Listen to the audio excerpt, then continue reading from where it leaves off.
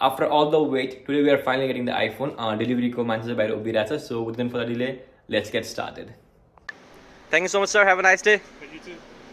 Hello friends, it's me Hosimal back with yet another new video. So today we are going to unbox and talk about the iPhone 14 Pro Max.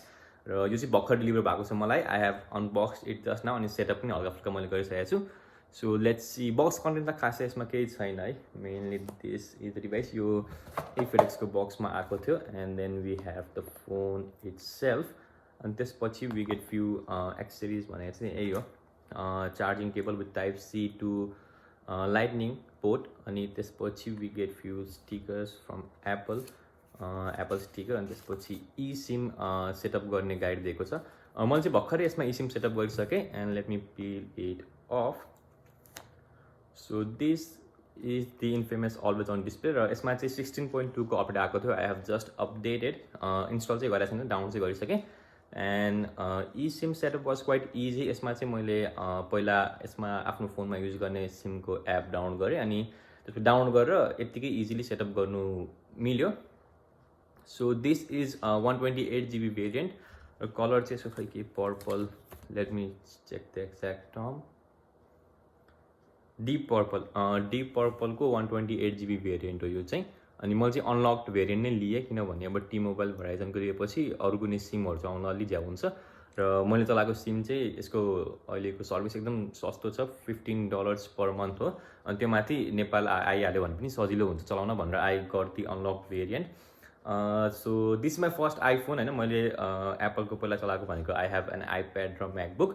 Let's see how this one goes. अनि I am thinking of doing a full review. यसको full review गर्ने पनि सोचिरहेको छु.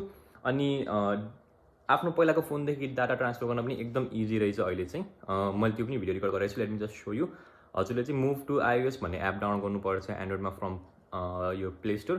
त्यसपछि कन्ट्याक्टहरू अनि वाट्सएपको च्याटदेखि लिएर सबै चाहिँ सेटअपकै बेलामा ट्रान्सफर गऱ्यो भने चाहिँ एकदम इजी हुँदो रहेछ. त्यो सेटअप भइसकेपछि ट्रान्सफर गर्न चाहिँ अलि ज्याउ हुन्छ भनेर मैले सुरुमै आफ्नो पहिलाको K20 प्रोमा move to iOS app download गरेर डाटाहरू सब ट्रान्सफर गरेँ. अब एपहरू चाहिँ आफै डाउनलोड हुँदैन रहेछ, यसरी बस्दो रहेछ पहिलाको एपहरू. You have to download it manually. तर अदर देन द्याट हजुरको कन्ट्याक्ट इन्फर्मेसन त्यो सँगसँगै वाट्सएपको डाटा पनि यसमा चाहिँ ट्रान्सफर हुन्छ. So those were the few things. And talking about device अलिक ठुलो नै लाग्यो मलाई. I was trying to go with the pro. तर के छ भने next year when you decide to switch एप्पलले चाहिँ अराउन्ड $100 को भ्यालु एक्स्ट्रा भ्यालु प्रोभाइड गर्छ ट्रेडिङ गर्दा. किनभने यो वर्ष पनि 13 प्रो युजर्सले चाहिँ अराउन्ड $550 पाएको थियो भ्यालु स्विच गर्दा. अनि 13 प्रो म्याक्सले चाहिँ अराउन्ड $650 को भ्यालु पाएको थियो. त्यो ध्यानमा दिएर भए पनि I have gone with the pro Max variant. र ब्याट्री लाइफ पनि अलि यसमा राम्रो छ भन्ने सुनेर नै यसमा स्विच भएको हो. इनिसियल इम्प्रेसनको कुरा गर्नुपर्दा डिभाइस डज फिल्स प्रिमियम. एकदम हेफ्टी फिल हुन्छ पहिलाको फोनभन्दा. I use this device for almost 2.5 years K20 Pro. अनि यसमा कस्टम रोमहरू हाल्नेदेखि अन्य कामहरू गरेको थिएँ. किन स्विच गरेको भन्दा चाहिँ यो फोन मजाले चल्थ्यो युएसमा. तर मोस्ट अफ द स्टुडेन्ट जुन चाहिँ नेपालदेखि युएसमा आउनुहुन्छ you guys might have face this problem too. उताबाट लिएर आएको फोनमा चाहिँ कतिकोमा सिमै नचल्ने हुन्छ भने कतिकोमा चाहिँ सिम चल्ने तर डाटा मजाले नचल्ने खालको इस्युहरू देखिन्छ. अब त्यस्तो हुँदा कहिले ब्याङ्कको एपहरू बाहिर वाइफाई नभएको ठाउँमा ब्याङ्कको एपहरू चलाउनु पऱ्यो भने उबरहरू बुक गर्नु पऱ्यो भने चाहिँ एकदमै झ्याउ हुन्छ कि डाटा नै चल्दैन मजाले. त्यो सँगसँगै अब कति बेला कलहरू आएको पनि थाहा हुँदैन थियो. अब अहिलेसम्म यो 4-5 महिना चाहिँ मजाले चलिरहेको थियो अहिले. तर के भयो भने अलि इस्युहरू आउनु चाहिँ रहेछ. अब डाटा मजाले नचलेपछि कहिलेकाहीँ एमएमएसहरू अनि एसएमएसहरूमा पठाएको फोटोहरू पनि मजाले लोड हुँदैन यसमा. त्यो सँगसँगै बाहिर वाइफाई नभएको ठाउँमा भयो भने चाहिँ अलि झ्याउ भएर चाहिँ I have tried I finally switched.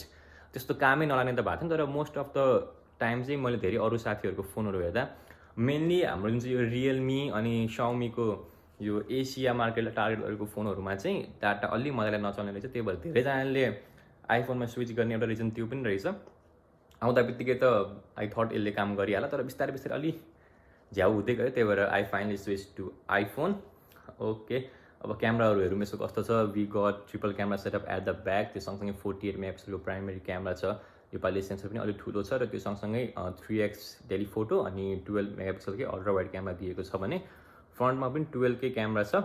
र So this is the pill shape notch, you can see है.